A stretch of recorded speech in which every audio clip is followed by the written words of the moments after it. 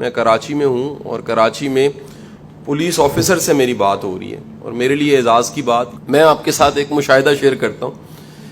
میرا مشاہدہ میری ایک عادت کے ساتھ جڑا ہے. مجھے اپنے اس 22 سال میں ایک عجیب عادت ملی.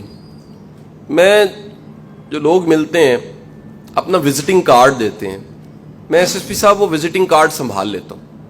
میرے گھر پہ کتنی کاپیاں فائلز پڑی ہیں, کارڈ فولڈرز پڑے ہیں جن کے اندر سینکڑوں ہزاروں کارڈ ہیں. میں کارڈ رکھتا ہوں. مجھے کام کسی سے نہیں ہوتا, اللہ سے دعا مانگتے ہیں اللہ تعالیٰ آسانیوں میں رکھے, کم سے کم محتاجی ہو, لیکن وہ کارڈز پڑے رہتے ہیں. یہ کارڈز اکٹھا کرنے کے ساتھ ایک اور عجیب عادت مجھے مل گئی ہے. اگر میری اطلاع میں آ جائے کہ میرا کوئی جاننے والا اللہ کو پیارا ہو گیا تو میں اس کی تدفین تک ساتھ رہتا ہوں. اب تدفین, جنازے کے بعد والی تدفین کے بعد کے کچھ لمحات بڑے عجیب ہوتے ہیں. میں حیران ہوں کہ جو کچھ وزٹنگ کارڈ پہ لکھا ہوتا ہے, تدفین کے تھوڑی دیر بعد جو تذکرہ ہو رہا ہوتا ہے اس میں ایک بھی چیز وزٹنگ کارڈ والی ڈسکس نہیں ہو رہی ہوتی. آج تک میں نے کسی کی تدفین کے بعد یہ کہتے لوگوں کو نہیں سنا کہ لوگ کہہ رہے ہوں جی کمال انسان تھے, انہوں نے پی ایچ ڈی کی ہوئی تھی. آج تک میں نے نہیں سنا کہ کوئی تدفین کے بعد میں یہ تذکرہ کر رہا ہو کہ یار یہ بندہ بڑا زبردست تھا, یہ گریڈ 20 پہ پوسٹڈ تھا.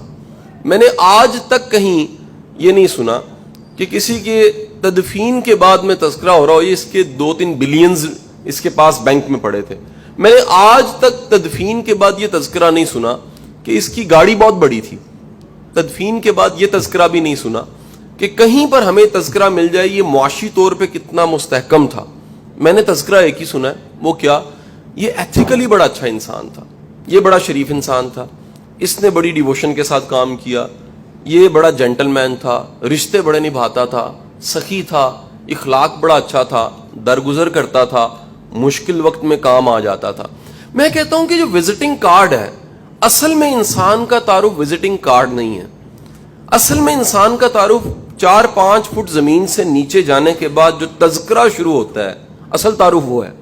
اور یہ اگر آج ہم اپنی زندگیوں میں سوچیں, اس کو اسٹیفن آر کوے 7 ہیبٹس میں کہتا ہے کہ وہ جو دنیا نے آپ کے مرنے پہ کہنا ہے اس کی تیاری اگر اب نہیں آپ نے کی تو وہ نہیں کہہ رہے ہوں گے. سو وہ 4-5 فٹ نیچے جانے کے بعد والا تعارف اصل تعارف ہے. وزٹنگ کارڈ والا تعارف اصل تعارف نہیں ہے. وہ شاید دنیا کی ضرورت ہے, لیکن اصل تعارف وہ اخلاق, وہ رویہ, وہ درگزر, وہ ایٹیچیوڈ, وہ بیہیویئر, وہ سروس, وہ کنٹریبیوشن, وہ معافی جو آپ کی زندگی میں رہی, آپ کے جانے کے بعد وہ ایک یاد کی شکل میں رہ جانی ہے.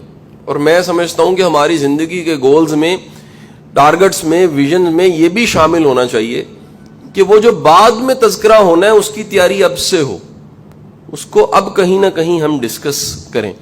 ایک بڑی اچھی کتاب میں نے پڑھی, وہ کتاب تھی کسی انڈین امریکن رائٹر کی. اس کتاب کا نام تھا Who Will Cry When You Will Die. Robin Sharma کی لکھی کتاب تھی. مجھے اس کتاب میں بڑا کچھ اچھا لگا, لیکن ٹائٹل بذات خود بڑا اچھا لگا. وہ کہتا ہے جی وہ تمام کے تمام جنہوں نے آپ کے جانے پہ رونا ہے ان کو زندگی میں خوش ضرور رکھو اور ان کا احساس ضرور کرو, ان کا دھیان ضرور کرو. ان میرے 22 سالوں میں میرا مشاہدہ, میرا تجربہ, میرا تھیسس یہ ہے, میں نے بڑے عام سے بڑے اعلیٰ عہدے والے نہیں, مناسب عہدے والوں کو اور مناسب سیٹس والوں کو دیکھا ہے. ان کی زندگیوں میں اللہ نے سکون, آرام اور سیٹسفیکشن زیادہ رکھی ہے. حالانکہ ہم کہیں کنڈیشن کرتے ہیں اس کا تعلق وسائل کے ساتھ ہے. بڑے بڑے وسائل والوں کو دیکھا ہے مسائل کا شکار ہیں, سکون نہیں ہے, اطمینان نہیں ہے, خیر نہیں ہے, خیر جڑی نہیں ہوئی. اب میں چاہتے نہ چاہتے یہ ڈگ ڈاؤن کرنے لگ پڑا اور ڈھونڈنے لگ پڑا, کھریدنے لگ پڑا کہ اس سکون قلب کا تعلق کس چیز کے ساتھ ہے, اس اطمینان قلب کا تعلق کس چیز کے ساتھ ہے, یہ جو راحت ہے اس کا تعلق کس چیز کے ساتھ ہے. اگر کوئی مہنگا سا بستر بھی راحت نہیں دے سکتا, اگر کوئی بڑے وسائل اور پراپرٹی بھی راحت نہیں دے سکتی, تو یہ قدرت نے اس راحت کو کہاں رکھا ہوا ہے. تو مجھے ڈھونڈ کے تلاش کرنے کے بعد یہی جواب ملا کہ ہر خدمت کرنے والے کے پاس سکون قلب زیادہ ہوتا ہے. ہر وہ شخص جس کے پاس جذبہ خدمت ہے اس کے پاس سکون قلب زیادہ ہوتا ہے. ایک دفعہ وہ CCPO لاہور تھے, تو میری ان کے ساتھ یاد اللہ تھی, دوستی تھی. انہوں نے مجھے کہا کہ جی ہمارے جوان جو ہیں وہ بڑے ڈی مورلائزڈ ہوتے ہیں اور ان کا مورال نہیں رہتا, موٹیویشن نہیں رہتی. آپ ایک موٹیویشن پہ لیکچر دو. میں کہا جی میں معافی مانگتا ہوں, جوانوں کو لیکچر میں نہیں دے سکتا. کہتے جی کیوں؟ میں کہا جی اپنے ایس پی میرے حوالے کر دیں آپ. انہوں نے کہا جی آپ کیسی بات کر رہے ہیں شاہ صاحب, جوانوں کو موٹیویٹ کریں, آپ کہہ رہے ہیں جی ایس پی جو لاہور کے 6-7 ہیں وہ حوالے کر دیں. میں کہا جی میں گارنٹی سے کہتا ہوں آپ کے ایس پی نے کبھی کسی کے کندھے پہ رکھ کے تھپکی نہیں ماری, کبھی کسی کو پانی کی بوتل نہیں پلائی, کبھی کسی ماتحت کو انسان نہیں سمجھا, کبھی اس کے مسئلوں کو مسئلہ نہیں سمجھا, کبھی اس کے میڈیکل ایشوز کو نہیں سمجھا, کبھی اس کی ذاتی زندگی کے مسئلوں کو نہیں سمجھا. اللہ کے بندو, لیکچر سے موٹیویٹ ہونا ہوتا تو میں کب کا کر چکا ہوتا. میرے پاس 30-35 لوگ کام کرتے ہیں, 30-35 میں 2-4 ایسے بھی ہیں جو جان دے سکتے ہیں میرے لیے.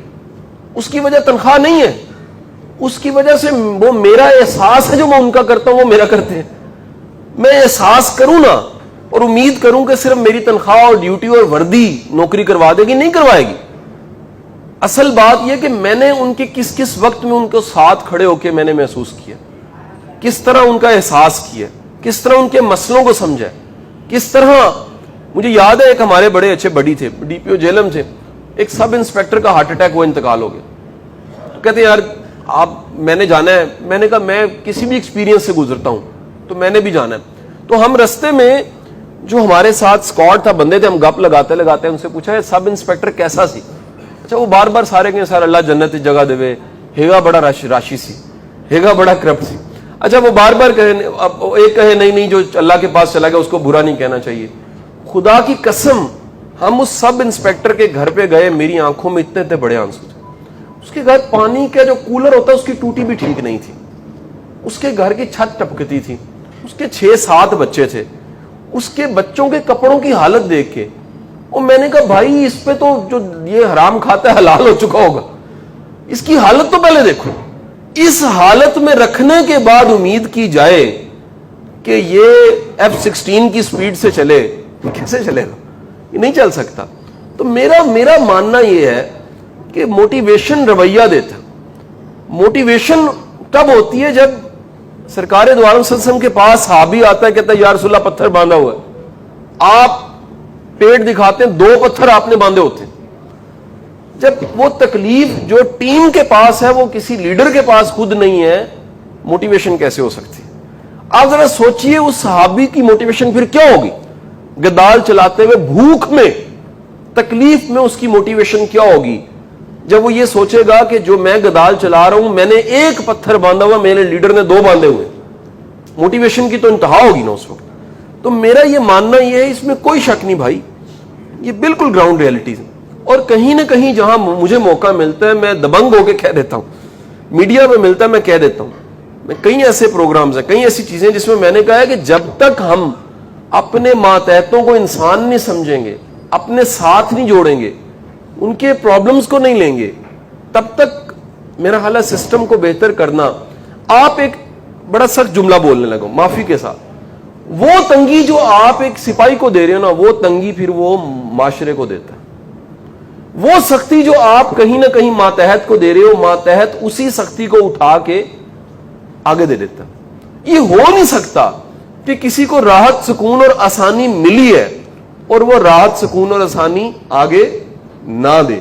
پرانی کتاب ہے کشف المحجوب, اس میں علی بن عثمان الحجویر لکھتے ہیں برتن سے نکلتا وہی ہے جو اس میں ڈالا گیا ہے. منطق کا اصول بیسک یہ ہے, جس میں احساس ڈالا نہیں گیا اس سے احساس کی امید کرنا بڑا مشکل ہے.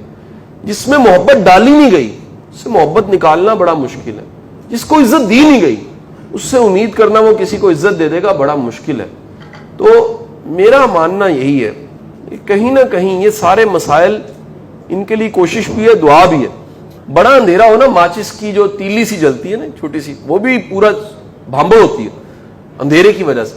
تو جہاں اتنے چیلنج ہو وہاں پر نیکی کا رستہ آپ میں سے کوئی بھی اختیار کرتا ہے, اگر چھوٹا کام نہیں کرتا, ولی ہے وہ تو وقت کا ولی ہے کہ اتنے مسائل کے باوجود, گھر کی بھی جنگ ہے, ایموشنز کی بھی جنگ ہے, محکمے کی بھی جنگ ہے, حالات کی بھی جنگ ہے, اور خیر کے رستے کا مسافر ہے. اس ایام میں بابا فیروز بنا ہوا ہے. تو بھائی وہ تو بڑا بندہ ہے, پھر تو ولی بندہ ہے نا وہ. آج کے دور میں جہاں نفسا نفسی ہے, ایک بندہ مجھے کہتا ہے میں لیتا نہیں ہوں, میں دیتا ہوں. چھوٹا بندہ ولی بندہ نا, اسی لیے تو میں نے کہا دعا کرو. تو آپ اس مشکل دور میں اگر خیر کے رستے کا انتخاب کرتے ہیں تو بھائی یہ تو پھر بہت بڑی بات. ہماری بڑی عادتیں 80% تقریباً 80-82% ہیبٹس. یہ ماڈرن کتابیں کیا کہتی ہیں اس میں؟ ریسرچ یہ کہتی ہے 80-82% عادتیں ہمیں لاشعوری طور پہ ملتی ہیں, شعوری عادتیں نہیں ہوتی. مثلا مثال لیجیے, ایک شخص کو جھوٹ بولنے کی عادت ہے. اب ریسرچ کرتے ہیں کیسے ہے. وہ چھوٹا تھا تو کہیں اس کے ہاتھ سے گلاس گرا, رم سے آواز آئی, گلاس گرا, کرچیاں بکھری, ایک چنگاری کے ساتھ ایک بندہ لپکا, اس کا والد, اور چیخ کے کہا کس نے توڑا ہے؟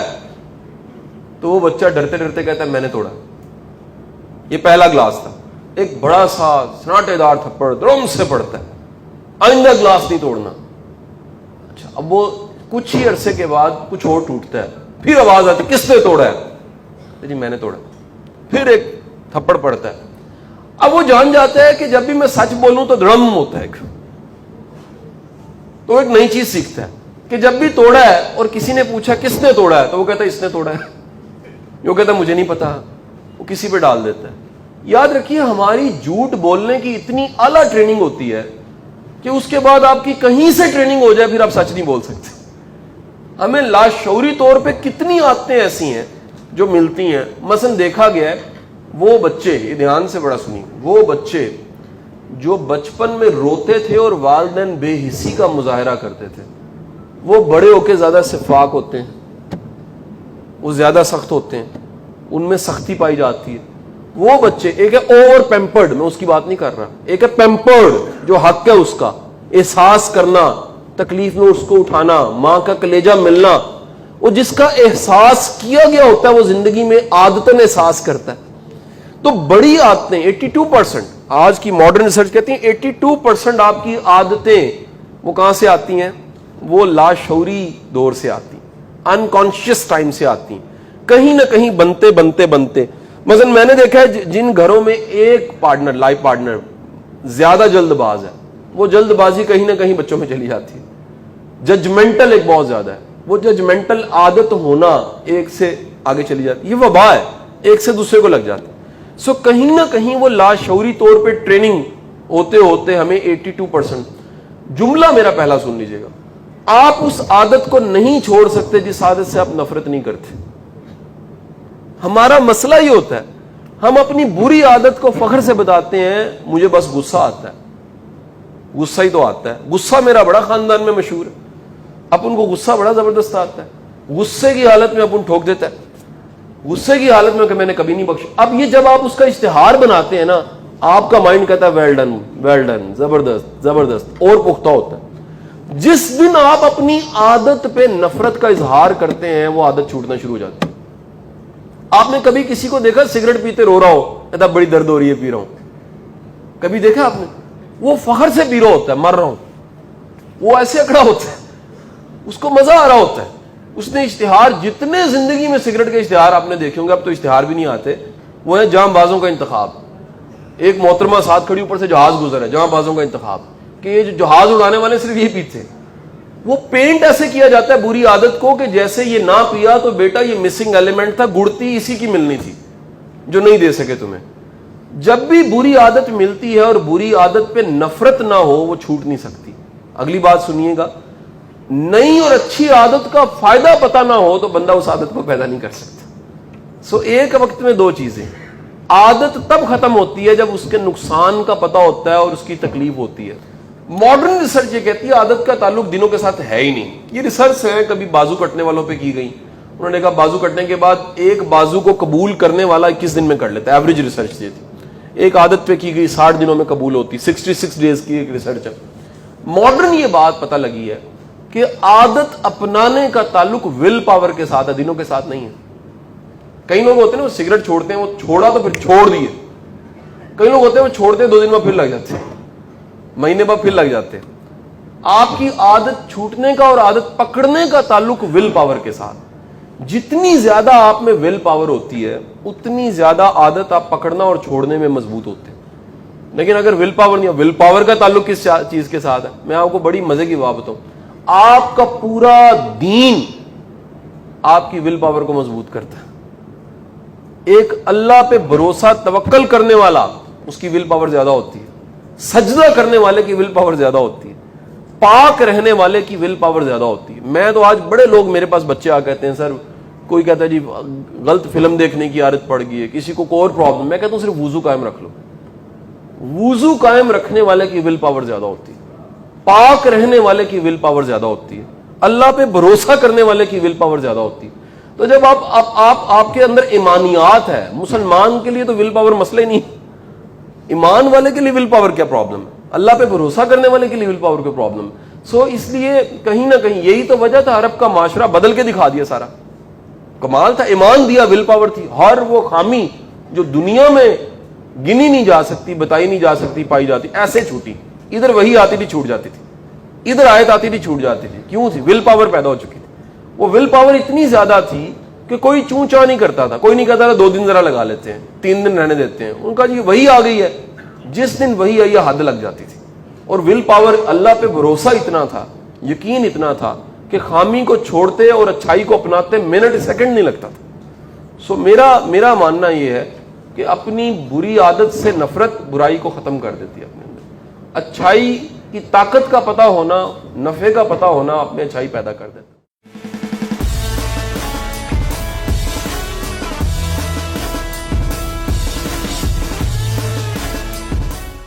میرا سوال ہے, میڈیا کس کے بارے میں منفی رائے نہیں رکھتا؟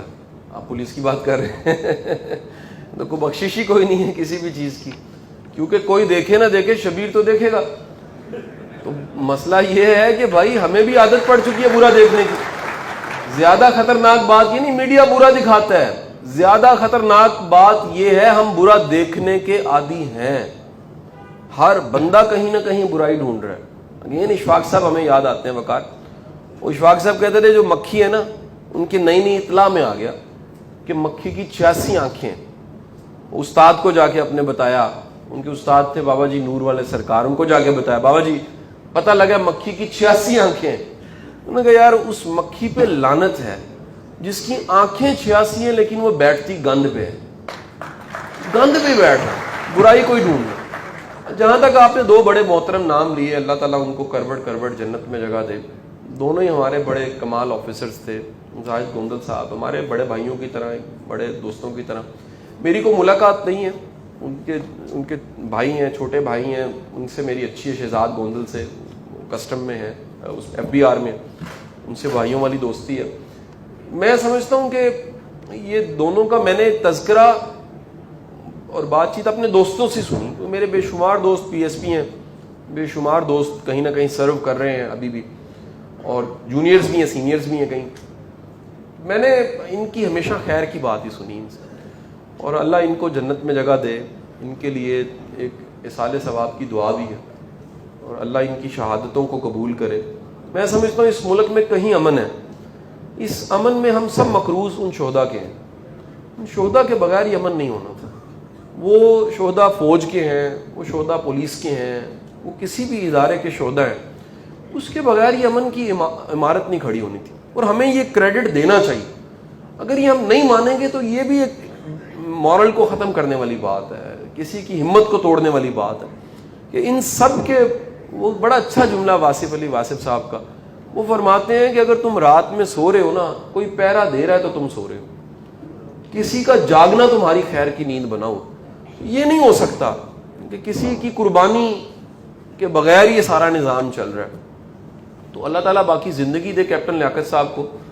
وہ ہمارے بڑے اچھے دوست ہیں, بڑے محترم ہیں, اچھے لکھنے والے ہیں, اور بڑے دبنگ افسر ہیں. لاہور کو اس طرح کا ٹریفک کا چیف ہے, میرا خیال ہے فرسٹ ٹائم ہی ملا ہے. اس طرح کا چیف کم ہی ملا ہوگا جس کو ڈیلیور کرنا آتا ہے, جس کو کام کرنا آتا ہے, جس نے پیٹرول کی چوری روک دی ہے. ہمارے پاس ماڈل آفیسر ضرور ہونے چاہیے, رول ماڈلز.